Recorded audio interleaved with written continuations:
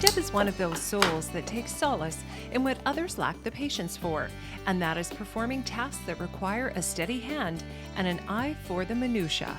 The more intricate it is, the more relaxing it is for me. This type of task, though, wouldn't have necessarily suited the Deb that people knew before her brain injury.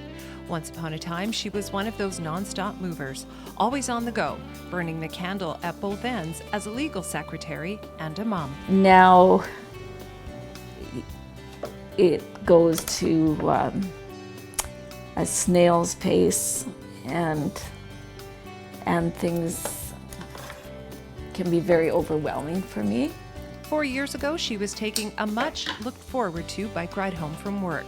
And thanks, it seems, due to the helmet she was wearing, she survived being hit by a truck while on that bike ride. 4 days in the hospital nursing back and arm injuries, along with what she was told was a severe concussion, was, it seemed, the extent of it all. But once she got home, the true extent of what happened to her brain in that accident started to become very obvious. I looked at my washer and dryer, and I couldn't remember what they did. And I got angry. I just could not figure out what. I know that I need to do something with these machines, but I don't know what. Stick-it notes are my best friend, because if I leave this and go to answer a phone, I could come back and know that I was supposed to be doing something, but I would maybe start unloading a dishwasher or doing something else. Perhaps this is why brain injuries are so often called an invisible disease. The physical Deb is pretty much exactly the same as she was, but mentally things are very different. Now, instead of that legal secretary job, she practices her cognitive rehabilitation, making some very decorative and incredibly lavish soaps that she takes and easily sells at farmers markets. Some of the injury will remain with me for the rest of my life, but the progress part is in accepting that, like being able to grieve what is gone. Good old goat's milk.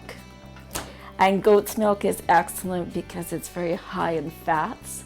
So the fat in the milk is what lowers the pH. The folks at BrainTrust Canada have helped her see that her life wasn't over after brain injury.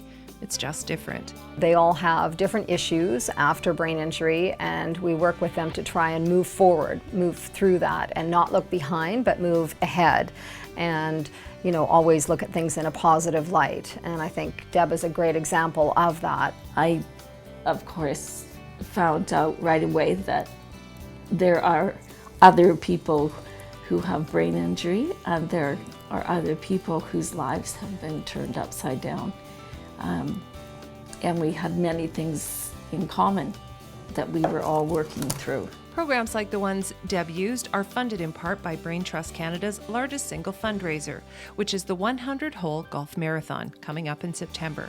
There is still room for golfers who want not only to help support the organization's programs, but also to get a coveted whack at $1 million hole-in-one.